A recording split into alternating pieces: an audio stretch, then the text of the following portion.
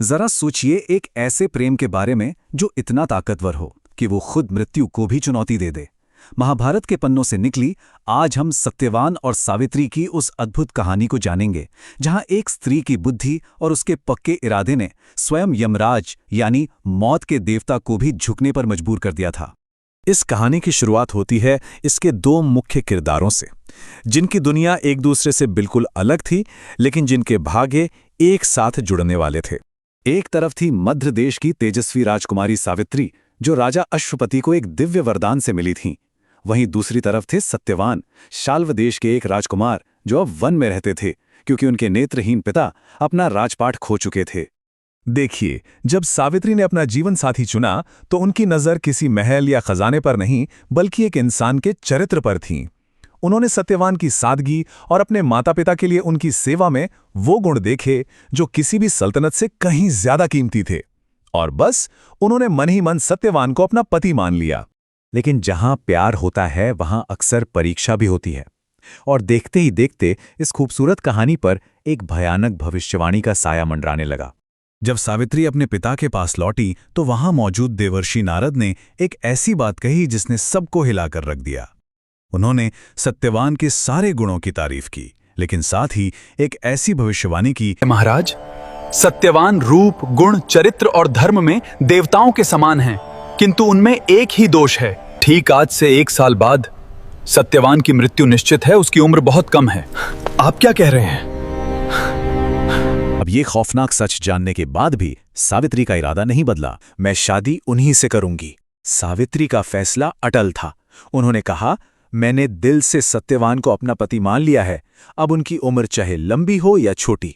उन्होंने तय कर लिया कि वो भाग्य से लड़ेंगी, और बस यहीं से शुरू हुई 365 दिनों की उल्टी गिनती। और उन्होंने महल के सारे सुख सुविधाओं को छोड़कर सत्यवान के साथ जंगल में रहना चुना।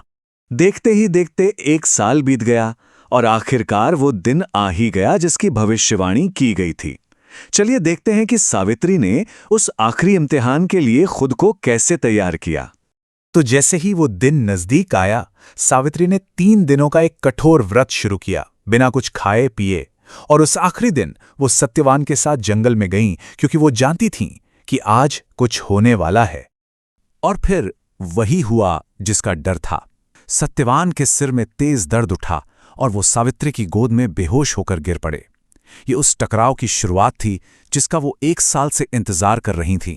ठीक उसी पल सावित्री ने अपने सामने एक ऐसी शक्ति को महसूस किया जिससे कोई नहीं बच सकता। वो थे खुद मृत्यु के देवता यमराज, जो सत्यवान के प्राण लेने आए थे। और यहीं से कहानी एक ऐसा मोड़ लेती है जिसकी किसी ने कल्पना भी नहीं की होगी। सावित्री रोई नहीं, उन्होंने दया की भीख नहीं मांगी, बल्कि उन्होंने अपनी सबसे बड़ी ताकत का इस्तेमाल किया, अपनी बुद्धि का, और मृत्यु के देवता का पीछा करना शुरू कर दिया। यमराज जैसे जैसे सत्यवान की आत्मा को लेकर आगे बढ़ रहे थे, सावित्री उनके पीछे पीछे चलती रहीं और उनसे धर्म और ज्ञान पर बातें करती रहीं। यमराज इतने प्रभावित हुए कि उन्होंने सावित्री को वरदान मांगने को कहा। सत्यवान के प्राणों के अतिरिक्त तुम कोई भी वरदान मांग सकती हो। और जरा सावित्री की समझदारी देखिए, उन्होंने एक एक करके ऐसे वरदान मांगे जिसमें उनके लिए कुछ नहीं था। पहला, मेरे अंधे सास ससुर राजा द्युमत्सेन की आंखों की रोशनी बहाल हो जाए और उनका स्वास्थ्य ठीक हो जाए। ऐसा ही हो। दूसरा, ससुर का छीना हुआ राज्य उन्हें वापस मिल जाए। ऐसा ही हो। और मेरे तीसरा, पिता महाराज अश्वपति, जिन्हें कोई पुत्र नहीं है, उन्हें 100 पुत्रों का आशीर्वाद मिले ताकि उनका वंश आगे बढ़ सके। ऐसा ही हो।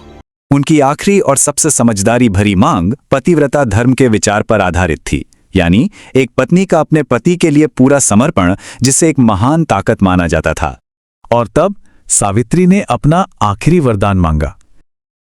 हे धर्मराज, यदि आप मुझ पर प्रसन्न हैं तो मुझे वरदान दें कि मैं सत्यवान से 100 तेजस्वी और पराक्रमी पुत्रों की मां बनूं। ये एक ऐसा वरदान था जिसे यमराज, जो खुद धर्म के रक्षक थे, मना नहीं कर सकते थे। और कहानी का सबसे बड़ा मोड़ यहीं आता है। सावित्री के ज्ञान और धर्म के सम्मान को देखकर यमराज ने बिना एक पल सोचे कह दिया, तथास्तु। और उसी क्षण यमराज अपने ही शब्दों के जाल में फंस गए। सोचिए, एक पतिव्रता पत्नी को उसके पति के बिना पुत्र कैसे हो सकते हैं? हे धर्मराज, कोई भी पतिव्रता स्त्री पति के बिना मां नहीं बन सकती। अपना वचन पूरा करने के लिए उन्हें सत्यवान को जीवन लौटाना ही पड़ा। सावित्री की बुद्धि ने खुद मृत्यु को हरा दिया था। तो चलिए अब देखते हैं कि बुद्धि और संकल्प के उस एक पल ने कैसे हर किसी का भाग्य हमेशा के लिए बदल दिया। यमराज ने सत्यवान के प्राण लौटा दिए और वो ऐसे जागे जैसे किसी गहरी नींद से उठे हों। और सिर्फ इतना ही नहीं, सावित्री के मांगे हुए सारे वरदान पूरे हुए। उनके ससुर को उनकी आंखों की रोशनी और उनका राज्य दोनों वापस मिल गए। तो सावित्री की ये जो जीत थी, ये कोई जादू या चमत्कार नहीं था। ये 4 चीजों पर टिकी थी: उनका अटूट प्रेम, उनकी गहरी समझ, उनका पक्का इरादा और धर्म के लिए उनका सम्मान। इन्हीं चारों ने मिलकर नामुमकिन को मुमकिन कर दिखाया था। तो आखिर में सत्यवान और सावित्री की ये कहानी हम एक बहुत बड़े सवाल के सामने लाकर खड़ा कर देती है। क्या भाग्य पत्थर की लकीर है, या ये एक बहती हुई नदी है जिसका रास्ता हम अपने कर्मों, अपनी बुद्धि और अपने इरादों से बदल सकते हैं? इसका जवाब शायद हम सभी को अपने अंदर ही खोजना होगा।